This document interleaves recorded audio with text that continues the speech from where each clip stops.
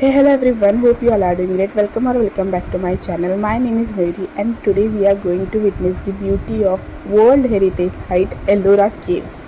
तर आज आम्ही वेरूळची लेणी बघायला आलेलो आहोत आणि छत्रपती संभाजीनगर जिल्हा आहे. Different topography, different vegetation, different lifestyle. तर इथे आल्यानंतर ह्या प्रत्येक गोष्टीचा अनुभव घेता आम्ही वेरूळची लेणी बघायला आलो आहोत.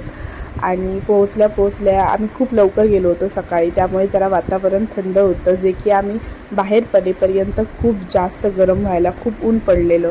त्यामुळे सुरुवातीला आम्ही खूप फ्रेश होतो आणि त्याबरोबर वातावरणही थंड होतं. तर आम्ही तिथली तिकीट्स घेतली. तिकीट्सचा एक रूल होता की तिकीट्स 40 रुपीज पर पर्सन होतं, पण जर ते तुम्ही फिरून येईपर्यंत कुठेतरी गहाळ झालं, हरवलं, तर तुम्हाला 100 रुपीज चार्ज पे करावा लागणार होता, जो की तिकीट्सपेक्षाही जास्त होता. त्यामुळे तिकीट्स आपल्याला खूप सांभाळणं गरजेचं होतं. तर आम्ही तिकीट्स घेतली. सकाळी होतो त्यामुळे जास्त रश नव्हती, जास्त गर्दी नव्हती. आम्ही तिथे गेलो, तिथे बघितलं, व्यवस्थित सगळी माहिती घेतली. तिथे गाईड्स खूप अवेलेबल असतात, त्यामुळे तुम्ही गाईड्ससुद्धा घेऊ शकता. तुम्हाला व्यवस्थित एक इन्फॉर्मेशन मिळेल. तसेही मी हे सगळे बोर्ड्स आहेत त्यांचे शॉर्ट्स घेतलेले आहेत, तुम्ही ते पॉज करून वाचू शकता. तर इथे आल्यानंतर आम्हाला समजलं की चालून सगळ्या केव्स फिरणं is not possible. 34 total caves आहेत. त्याच्यामध्ये समार हिंदू, समार जैन आणि काही बुद्धिस्ट आहेत. तर आपल्याला सगळ्या जर केव्स फिरायच्या असतील चालत, तर दिवस किंवा त्याच्यापेक्षा जास्तही वेळ लागू शकतो. हा असा मॅप आहे आणि हे गाईड दादा आम्हाला समजावून सांगत होते की कसं काय कुठे वगैरे जायचं आहे ते. तर आम्ही तिथे एक निर्णय घेतला. तिथे EVs अवेलेबल होते, जे की आम्हाला 2 स्पॉटला ड्रॉप करणार होते आणि तिथे आम्हाला टोटल 6 केव्स ते दाखवणार होते. तर आम्ही ते करायचं ठरवलं. 40 rupees per person I think ticket होतं आणि त्यांनी हे आम्हाला बँड्स दिले होते. त्याच्यानंतर ते आम्हाला घेऊन गेले त्या केव्सच्या तिथे. तर 2 स्पॉट होते जिथे ते आम्हाला ड्रॉप करणार होते आणि तिथे टोटल 6 केव्स होत्या, जे की ते आम्हाला दाखवणार होते. तर आम्ही टोटल सगळीजणं ह्या एका EVमध्ये पुरलो होतो. त्यामुळे ते एक बेस्ट झालं की आम्ही सगळे एक साथच जात होतो EVsमधून, कारण ज्यावेळी 2 व्हेकल करतो त्यावेळी मागे पुढे व्हायला होतं. तर आम्ही सगळेजणं पहिल्यांदा ह्या केव्सकडे गेलो. 2-3 मिनटाच्या वेळेतच आम्ही ह्या केव्सच्या इथे पोहोचलो होतो आणि पोहोचल्या तिथे अजिबात गर्दी नव्हती. म्हणजे बघू शकता कोणीच नाही आहे.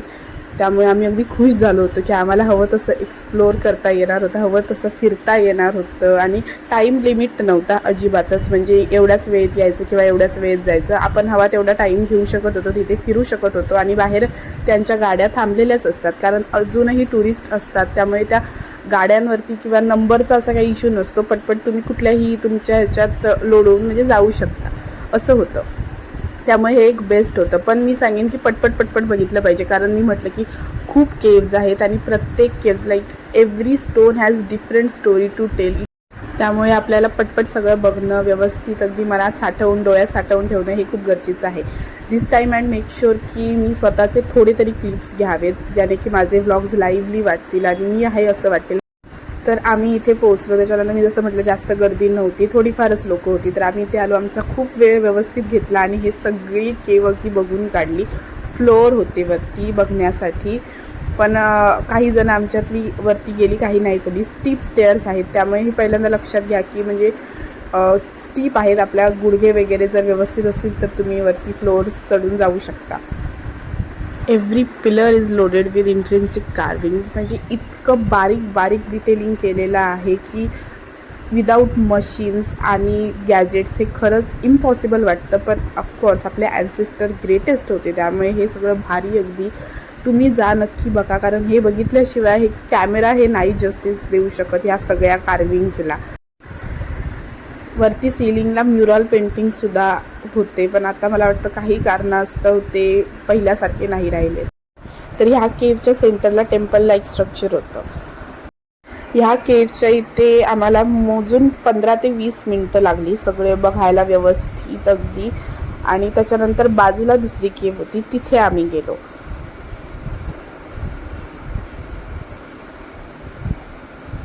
इथे आतमध्ये व्हिडिओ शूटिंग, फोटोग्राफी सगळं अलाउड होतं.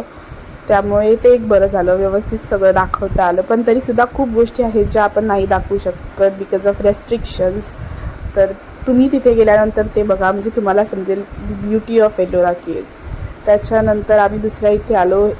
हे जरा महालासारखं होतं आणि मोठे मोठे पिलर्स होते, वरती फ्लोअर्ससुद्धा होते आणि तिथूनसुद्धा खूप सुंदर कार्विंग्स वगैरे केलेले होते. त्याच्यानंतर या 2 केव्समधून बाहेर आलं तर राईट साईडला पायऱ्या होत्या आणि तिथून वरतीसुद्धा सुंदर सुंदर केव्स आणि कार्विंग्स आहेत. तर आम्ही तिथेसुद्धा गेलो होतो. फक्त एक की जसं मी म्हटलं की स्टेअर्स आहेत आणि स्टीप आहेत, तर त्यामुळे जर कोणाला प्रॉब्लेम असेल चालायला चढायला तर त्याने अवॉइड करावं, कारण चढायला उतरायला थोडंफार दमायला होतं. तर इथून आम्ही आत गेल्यानंतर इतकं सुंदर, प्रचंड सुंदर असं आम्हाला सगळं दृश्य दिसलं. तुम्हीसुद्धा बघा.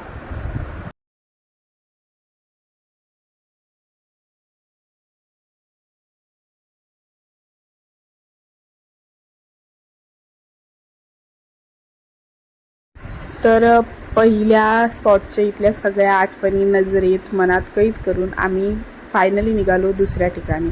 तर तिथे बाहेरच गाड्या थांबलेल्या असतात, जसं मी म्हटलं त्यांचा तो एक क्रम असतो, त्या क्रमानेच ते घेऊन जात असतात. त्यामुळे आपण कुठच्याही गाडीतून आलो आणि कुठच्याही गाडीत बसलो तर ते चालणारं असतं. तर आम्ही दुसऱ्या ठिकाणी जाण्यासाठी निघालो आणि दुसऱ्या ठिकाणीसुद्धा आम्ही मोजून 5 मिनटामध्ये पोचलो. थोडं डिस्टन्स होतं.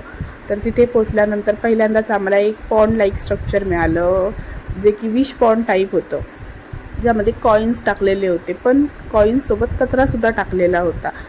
तर आपण भारतासारख्या ठिकाणी राहतो आहे जिथे आपल्याला एवढा सुंदर वारसा लाभलेला आहे आणि आपल्याला युनेस्कोने रेकग्नाईज केलं आहे आपल्या वारसास्थळांना, तर आपण त्याची जतन नाही का करू शकत. आणि बाहेरच्या देशात गेल्यानंतर आपण त्यांच्या स्वच्छतेबद्दल बोलतो, तर आपण स्वच्छता राखली तर आपल्या स्वच्छतेबद्दल कोणतरी बोलणार. आणि हा कचरा टाकणं आणि हे सगळं आपण जर व्यवस्थित ह्या गोष्टी नाही सांभाळू शकलो तर आपण कायच व्यवस्थित चांगले नागरिक होणार.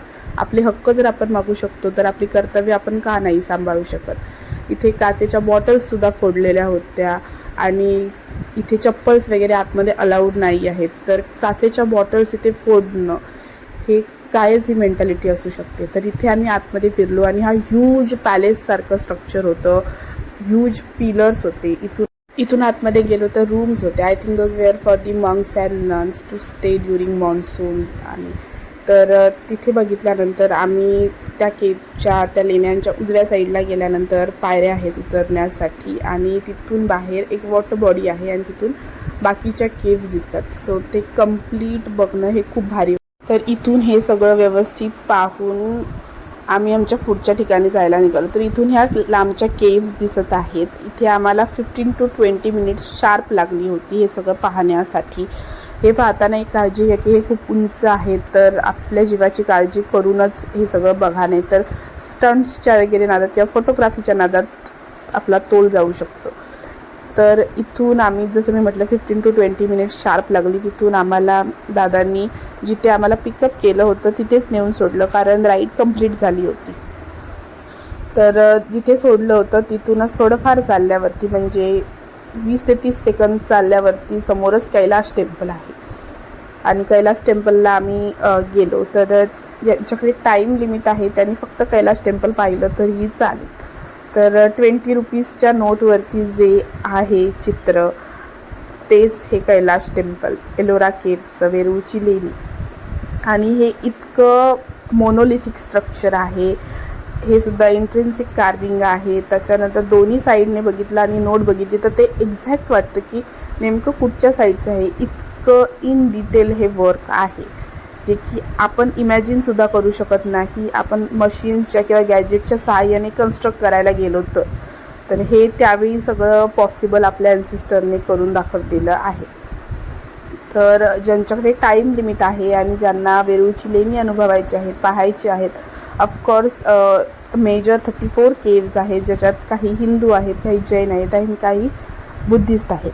पण जर तुम्हाला वेळच नाही आहे, तुमच्याकडे काहीच हे नाही आहे, तर तुम्ही कैलाश टेम्पलच्या इथलं बघितलं तरी चालेल. हे खूप मोठं स्ट्रक्चर आहे आणि इथे इन डिटेल एवढं डिटेलिंग केलेलं आहे, इतकं इंट्रेन्सिक आहेत की भारीच वाटतं. जर टाईम लिमिट असेल तर, जर तुमच्याकडे वेळ आहे तर तुम्ही सगळी केव्ज बघा, कारण प्रत्येक केव, प्रत्येक पिलर, प्रत्येक स्टोन हा डिफरंट आहे, युनिक आहे आणि बघण्याजोगा आहे. तर तिथूनच आम्ही काही पायऱ्या चढून तिथेच कैलास टेम्पलच्या इथेच आम्ही चढून तिथला पॅसेज एक्सप्लोर करू लागलो.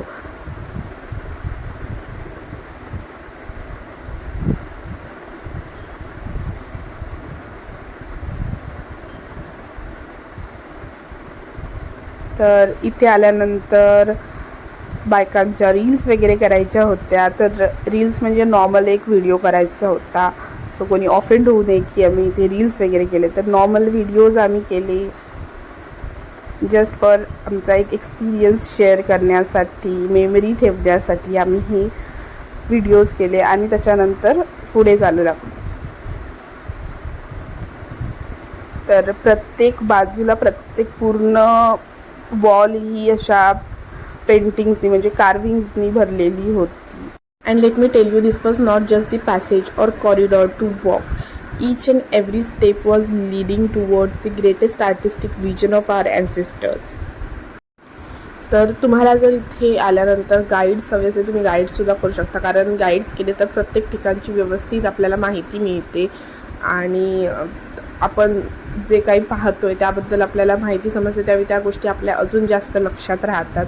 आणि तिथे बाहेर बुक्ससुद्धा सेल करत होते ह्या माहितीविषयी, तर तुम्ही ते बुक्ससुद्धा परचेस करू शकता, ज्याने की ते आपल्याबरोबर कायम राहू शकतं, ज्याने की आपल्याला समजेल की आपण काय काय बघितलं आहे आणि ते अजून जास्त लक्षात राहील.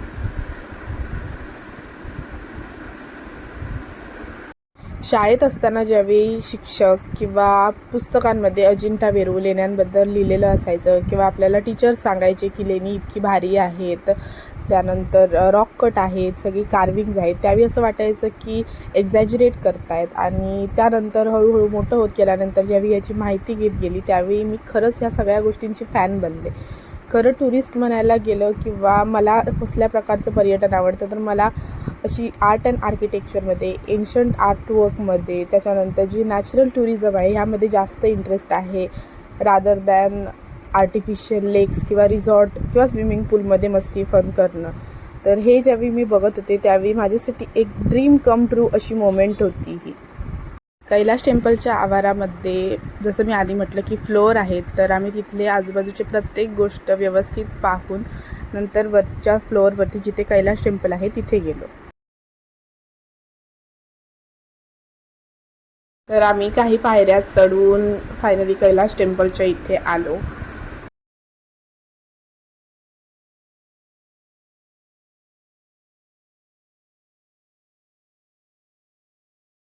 आतमध्ये लकीली व्हिडिओ शूटिंग अलाउड होतं, त्यामुळे व्यवस्थित व्हिडिओ शूटसुद्धा करता आलं.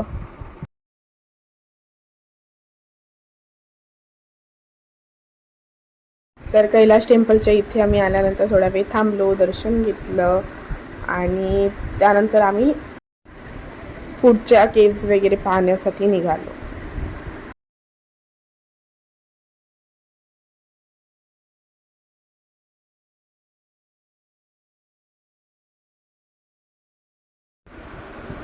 आम्ही इथे ज्यावेळी फिरत होतो त्यावेळी बाकीच्या टुरिस्ट बरोबर इंटरॅक्ट करताना आम्हाला समजलं की खूप लांबून लांबून लोकं आली होती, जसं की राजस्थान, गुजरात असे खूप ठिकाणहून टुरिस्ट आले होते. तर वेरूळची लेणी आम्ही पूर्णपणे पाहून झाले. आम्हाला टोटल 3-3.5 किंवा 3.5-4 तास टोटल लागले होते हे सगळंपणे फिरण्यासाठी. तर नुसतं इथेच नाही तर आम्ही इथून पाठीमागेसुद्धा गेलो होतो पाठच्या केव्ज बघण्यासाठी, जिथे थोडं चालावं लागतं. म्हणजे टोटल बघायला गेलं तर 5 मिनटं चालावी लागतात आणि तिथे मागेच केव्ह आहेत. आणि इथे ह्या आवारामध्ये व्यवस्थित सगळे वॉशरूमसाठी वगैरे चांगली सोय आहे आणि त्यांचेच एक कॅफेटेरियासुद्धा आहे, जिथे तुम्ही हवं तर खाऊसुद्धा शकता. फक्त तिथले रेट्स जरा बाहेरच्यापेक्षा इथे कॅफेटेरियामध्ये रेट जरा हाय आहेत.